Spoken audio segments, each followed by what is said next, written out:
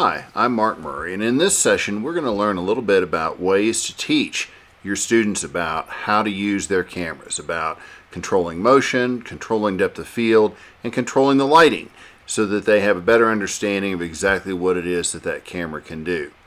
So let's jump into the presentation. Again, if you have any questions, please let me know. My email address is in the presentation, both at the beginning and at the end, and I'm glad to answer any questions that you might have. So when we talk about controlling motion, controlling depth of field, or controlling lighting, it's really understanding exactly what our camera is able to do. And that means understanding shutter speed, understanding aperture, and understanding light, because those are the basics of the pictures that we capture. Controlling motion is the first thing that we want to talk about. And here, it's about understanding the basic shutter speeds and the effect that they have, or the impact that they have on the pictures that we're taking. So these are our basic shutter speeds, and I think it's really important that students know these shutter speeds, that it's not just a series of numbers that are on their camera, but that they understand exactly what those numbers mean. And on today's cameras, you may actually find shutter speeds in between these numbers, just because of the electronic shutters and the fact that they can capture a variety of shutter speeds. But the shutter is just the amount of time that the shutter remains open, or the shutter speed is the amount of time that the shutter remains open. Remember that each of these numbers actually represents a fraction of a second. So you need to think about 1 over that number. So the higher the number, the faster the shutter opens and closes, which means the less light it allows into the camera, but also the better job it does in stopping motion. So if we want to stop motion, we need to use a fast shutter speed. If we want to blur motion, we need to slow down the shutter speed. And that's important for your students to understand when they're photographing sports or when they're photographing in the classrooms, so that they get the shutter speed that they need. So I think it's really important to have them start by taking pictures where they stop motion, where they have used some technique, again, whether that camera is set up on a tripod or whether it's their hand holding it. What can they do to make sure that anything that's moving is frozen in time? And probably one of the most common techniques that we see used today are traditional water balloons. That's a great way to really test what you can do with a fast shutter speed, and you can get some really interesting photos this way. Again, you need a set of water balloons, you need some sharp object, a pen, a dart, something like that that you can use to pop the balloon, and then you just need to have the students figure out, all right, what's a good background and how fast of a shutter speed do we need to be able to stop the motion of the water. And you can get a variety of images depending on at what point in the photo or at what point of the burst of the balloon you capture that photo. One of the things I want you to notice about these is the impact that the background can have on seeing that subject clearly. It's important for your students to understand that they should always be paying attention to the background. They should be looking at what's happening behind their subject so that they, in this case, throw it out of focus so it's not as distracting. So what do you need as a setup? Well, again, you can use a dark background. You can see in the picture on the left that they've just set up a black backdrop hanging from some clamps that allows them to have a nice dark background behind it. The picture on the right, they're just using a brick wall as the background, and then having the students stand over the side to pop that balloon when they try to capture the image. Again, you will see a variety of backgrounds in these kinds of exercises, but it's also a really good exercise for the students to sort of think about, where do they want to place this? Where do they want to set this up in order to be able to capture that balloon effectively? The color of the balloon can also have an impact. So if it's a real contrasty color from whatever the background is, that's just going to help the balloon stand out a little bit more.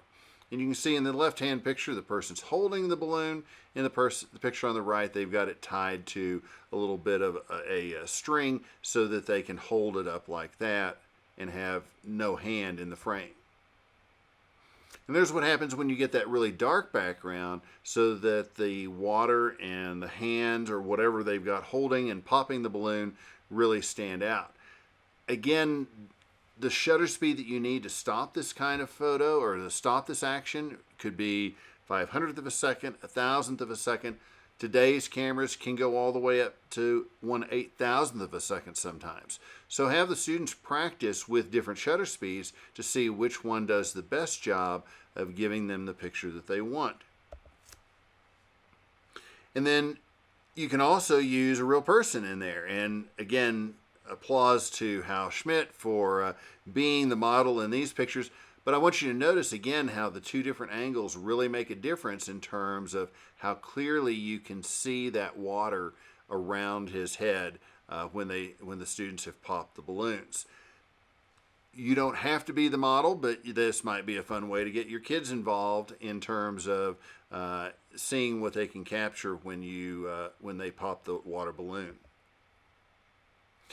Another really fun technique, if you want to have maybe a little less wet, is to use dropped fruit or dropped vegetables into some type of fish tank. Works really well for this. You need something where you can photograph from the side and it's translucent so that you're able to see the objects as they get dropped into the water. And so you don't necessarily have to do this outdoors. You can do this indoors and use a flash, but you need something that's going to be able to let you capture that moment in time.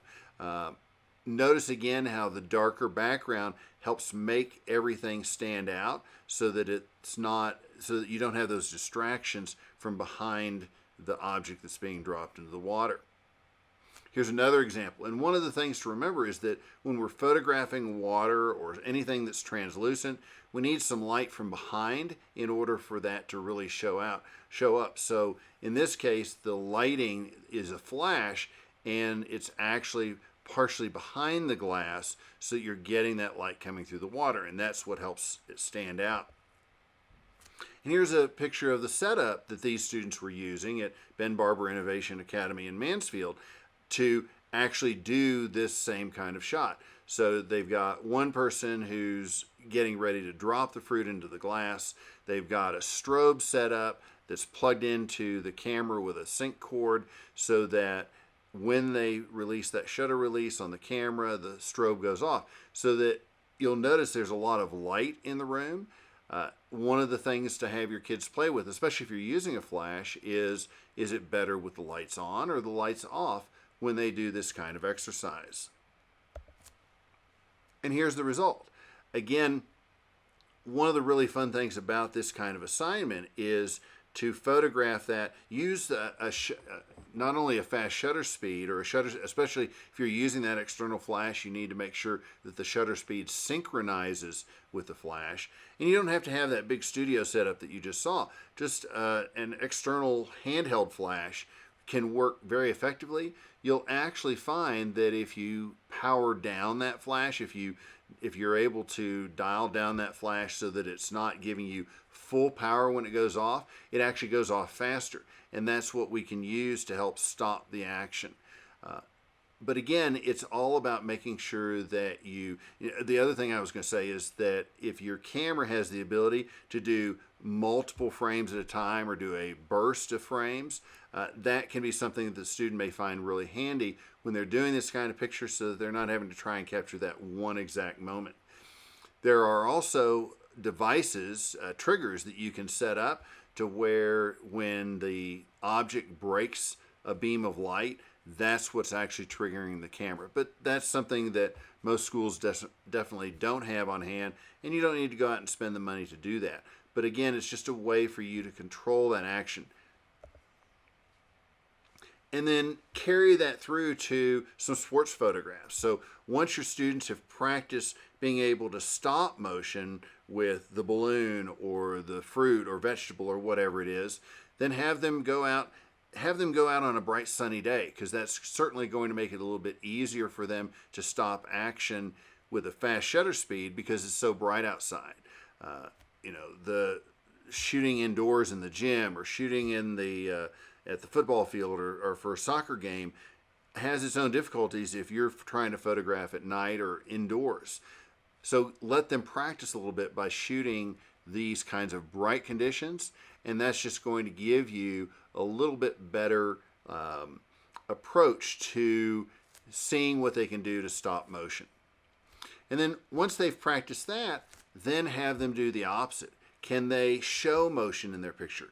And I want you to be open-minded, certainly if you're a publication advisor, to use these kinds of photographs in your publication. We don't always have to freeze the moment in time in order to be able to tell a story. In fact, sometimes showing some motion or showing a little bit of blur in the photograph can be a very effective way to tell the story even better. So consider using those kinds of pictures if that's what your students come back with. Here's a great example of a student who went into the local pizza parlor during a workshop and used a slow enough shutter speed so that you actually see that pizza crust spinning in the air, but at the same time you're also getting the face sharp enough so we can identify who the person is. And it's also a great example of framing because of the way his hand and arms outline his face. So there's a lot of great things about this picture. Don't think that the blur of his hands or the blur of the pie crust, pizza crust, takes away from this image at all. Or what happens if you, again, are working with movement and motion because of the person jumping into the pool? Again, you need an underwater housing for your camera. You can also buy waterproof cameras that are good to 30 feet underwater. Or even have an underwater housing for a GoPro and see what the students can do with that. But it's a fun way for them to sort of practice with, again, what kind of movement and motion can they capture if they're using a little bit slower shutter speed. Another really fun technique is to use this blur motion, but have the camera sitting on something solid like a tripod so that nothing else in the photograph moves. This is one of my favorite photographs by a professional photographer by the name of Paul Caponegro, and he took this picture years ago in Ireland, and I talked to him about it one time, or had the opportunity to talk to him about it, and he said that the Irish fairies were being nice to him, or gracious to him that day by giving him the opportunity to capture this image. It's one of the kinds of photographs that you really need to see in person just to be able to get all the beautiful tones that are in it. But here, I would argue that it's that movement and the motion of the deer that really make the photograph work and make it more successful. So don't look at movement or motion and discount that when you're taking pictures. Another really fun technique that you can use to help teach motion and control of motion is a technique called panning. It's almost like a golfer when they're hitting the ball, where they start with the club back and then they go through the swing. They don't stop right as they hit the ball, but they keep moving. And that's exactly what we do when we're panning the camera. What we're going to do is we're going to be following the motion of our subject, and at some point in that movement, we snap the shutter and then keep moving the camera. Our goal is to try and keep the subject fairly stationary while we allow the background to blur. So now we're using that slower shutter speed, maybe a 30th of a second or a 15th of a second, and trying to see what we can do to make sure that we get some sort of movement and motion, but in the background rather than on the subject itself. Here's another great example of that technique. And notice, again, the feet, the wheels, because they're moving in a different direction than the person on the bike and the direction that the camera is moving. We get blur there, but the face is still sharp, and so we're able to identify who the person is. This kind of photograph can be a great way to tell a story by showing motion rather than making it stop. So motion is all about controlling shutter speed. Well, controlling depth of field is understanding exactly what our apertures do. Apertures are also called f-stops, and so we can use either term to describe it. It's probably one of the most important controls that we have as a photographer, and it's one that your students definitely need to understand, because so many of the pictures that they take, whether it's around the school or at an event, are all about making sure that they control the depth of field so that they throw things out of focus that aren't a distraction. So it's critical that your students understand how to control depth of field. And our primary control is our aperture, but the distance from the camera to the subject will also have an impact, and the focal length of the lens will also have an effect on the depth of field. So just like we need to understand our shutter speeds, we also need to understand our apertures or f-stops.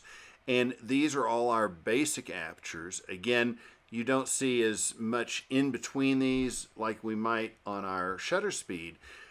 The aperture is a factor of whatever lens you've got on your camera. And while my numbers start at 1.8, certainly if you look at the lens that you have on your camera or that your students have on their camera, it may not go all the way to 1.8. It may only start at 2 or 2.8. A lot of times if you've got a kit lens, it may start at 3.5. And so those first three numbers aren't even available to us based on the lens that we have to use. The lower the number, the wider the opening, the more light it lets in, and the shallower the depth of field. So 2.8, or in this case 1.8, if you have a lens that's f1.8, lets in the most light but gives the least depth of field, while f22 gives us the least light but the most depth of field.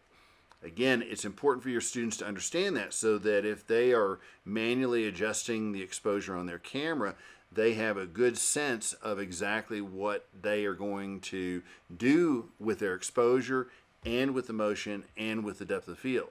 That's one reason why we don't want to use the automatic or program mode on our camera, because we're really trying to make sure that we get as much control. We get the picture that we're really looking for rather than letting the camera decide what we're going to get.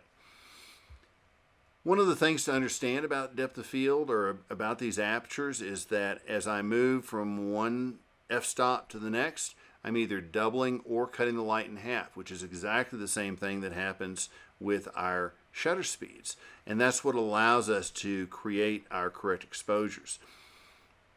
Hopefully you've watched the previous presentation on shutter speeds and apertures that we've done where we talk about this a little bit more, but I really do think it's important for your students to have that basic understanding before you then move them into seeing what they can do to control the depth of field. And again, depth of field is just the area of acceptable focus. Our cameras can only focus on one plane in space, and so anything in front of that plane and anything behind that plane falls out of focus. What depth of field allows me to do is to extend that area of acceptable focus, which is what allows us to make sure that a group shot, everybody from the front row to the back row, is going to be in focus. And that's why it's so critical for your students to understand how to control the depth of field. So here's a fun little exercise. Have your students get 3 friends or borrow toys from the pet, and then set them up on the ground or on a table. Put them a couple of feet apart. If you can get them 5 or 6 feet apart, that's a great way to really sort of understand exactly the impact that this little exercise is going to have. And encourage them, if they have it, to shoot with a wide angle and a long lens. Or if all they have is the kit lens, have them do a series of shots zoomed all the way out, and then another series zoomed all the way in, so that they can see the impact that focal length has on the depth of field. And then you're going to photograph at the lowest aperture. Again, the lens I was using was f2.8, but if you can only go to 3.5 or even 5.6, then use that as your widest aperture. And then somewhere in the middle, again, if I was using 2.8 or starting with 2.8, f8 is a good middle point. And then f22 is, again, the smallest opening, but the most depth of field. It's really important, if you're going to do this little exercise, have them manually focus. Don't use autofocus on the camera, because it can keep changing the focus and you won't get as good an example of what this little exercise can do for us. And then have the students take these pictures and answer the question for you: what impact do the aperture and the lens have on depth of field? So what did they find by doing this little exercise? So here's our setup. Again, I didn't have 3 people, so I'm using the dog's toys. The dogs were not happy about this. That's why they're inside while I'm doing this, because they kept pawing at me because I had their toys on the table. Again, not the best location to do it. The light's pretty spotty. I would have preferred to do it in a pretty even light, but going through some remodeling now, and so this was the only place around the house that I could show you this example. But here I've got 3 toys. I've got some space between them. The camera is set up on a tripod so that it stays in the same place. And again, that's Monty on the left and Matt on the right, who are sharing their toys for this exercise. So in this first 3 examples, we've focused on the hedgehog in the front. And you can see that at f2.8, it's the only thing in focus. The 2 animals, or the 2 toys in the background, the middle one and the one at the very back, fall completely out of focus. But as we start closing down the aperture, we haven't changed our point of focus. We're still focused on that front animal, that front toy, but now the middle toy is starting to get a little bit sharper. And then finally at f22, you can see all 3 animals clearly. So again, it's a really good way to understand, all right, do I only want the front animal in focus, or do I need all 3 of them in focus? Well, what's that going to do to my exposure and to my settings on my camera? I didn't include it on this slide, but as I went to f22, I had to slow down the shutter dramatically in order to keep the proper exposure. And as a result, you end up with, you have to use a tripod. If anything had been moving in the frame, it would have certainly been very blurry. Here's a different example. In this case, we're focused on the middle animal. And you can see that at 2.8, it's sharp, but we're still falling out of focus with the front animal and the back animal. But at f8, now both the middle and the back animal are in focus. And the reason for that is because depth of field is not evenly split in front of and behind the point of focus. It's actually about 1/3 in front and 2/3 behind. That's why at a certain point, if we're 15, 20 feet away from our subject and we have a normal lens or a wide angle lens, everything is going to be in focus at that point because of the distance between the camera and the subject. So it really does make a difference in terms of the type of lens, the focal length of the lens, and where that focus point in terms of what's going to be in focus and what's going to fall out of focus. And that's what you want your students to get by doing this little exercise. And then we switch to a longer lens, a 200 millimeter lens. So now we have a shallower depth of field because of the fact that that longer lens just doesn't provide as much depth of field as a wide angle lens does.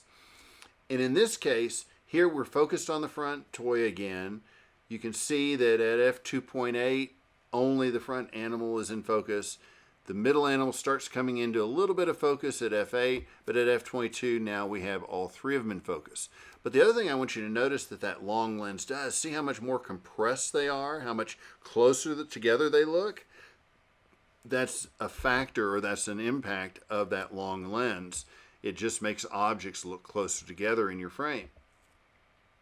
And then finally, here's focused on the middle animal, and you can see that in that middle one at f8, the front animal is still soft. It's not completely sharp, but the bunny in the back is certainly very sharp, and the one in the middle that we focused on is sharp. And then at f22, all 3 of them fall in focus.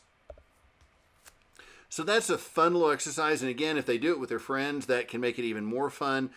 You can challenge them to set them up in, that 5 feet apart, and then their goal is to make sure that they're all in focus, and then can they do it where only the first person is in focus, or the middle person is in focus, or the back person is in focus, and just see if they can come up with a way to help them understand exactly what depth of field is. So once they understand that, once they've done that little bit of exercise, then specifically send them out to do pictures where they're capturing very shallow depth of field.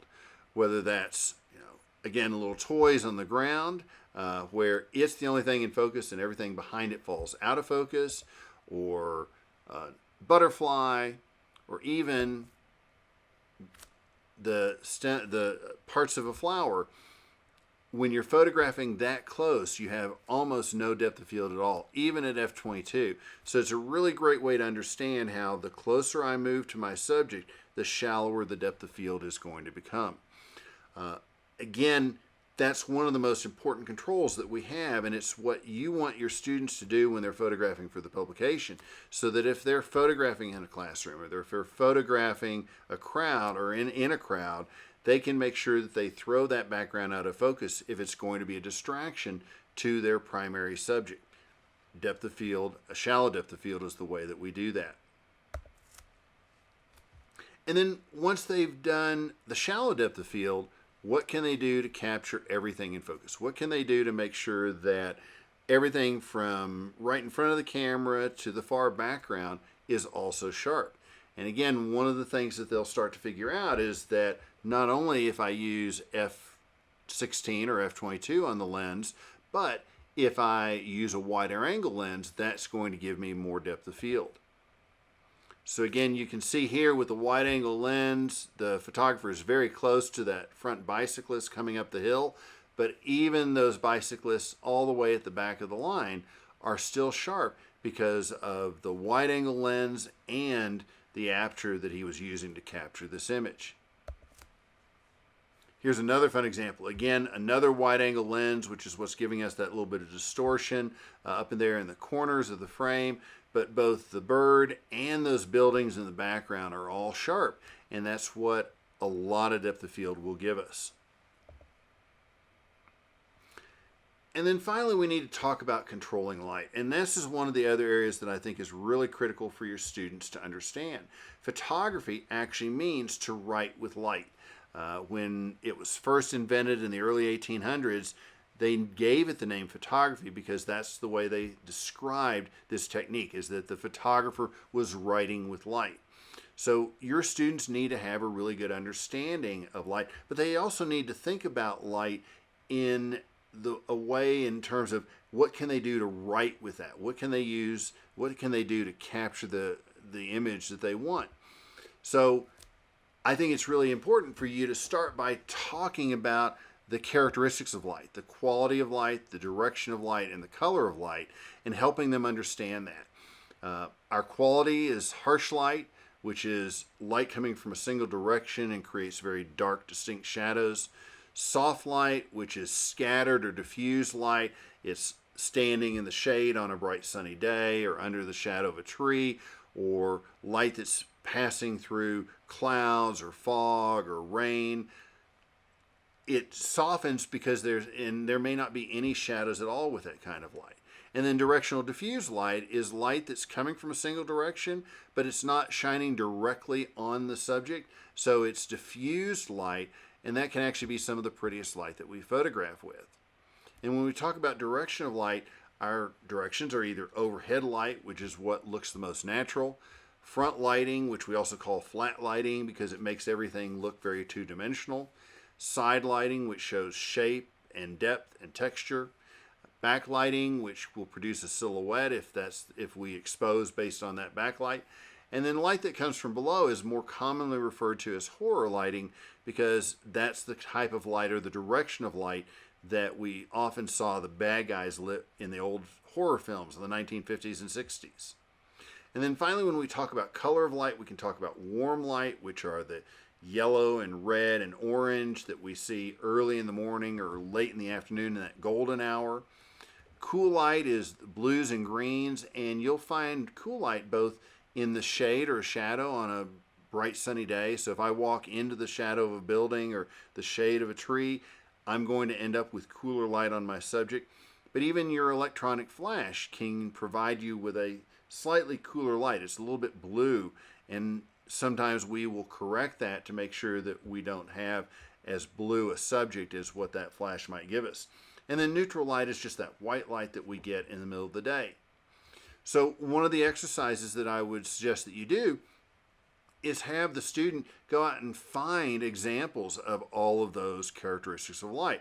Or even better, go take pictures and capture a picture that shows harsh light. Show me a picture that shows soft light and one that shows directional diffused. And it's a great way to start getting your students to see light and what it can do for them when they're taking their pictures. So here's a fun example of side lighting. You can see, we can tell that it's side lighting. You can always tell both the quality and the direction of the light by looking for the shadows. If there's a shadow there and you can see the shadow on the ground from Matt running towards the camera, then we can tell not only is the light coming from the side, from that right side, but it's also a little bit of a harsher light because that shadow still has a pretty distinct edge to it, even though we're sort of looking at it at an oblique angle. Or what about this one? A student from Bridgeland High School down in the Houston area, the Cy-Fair School District.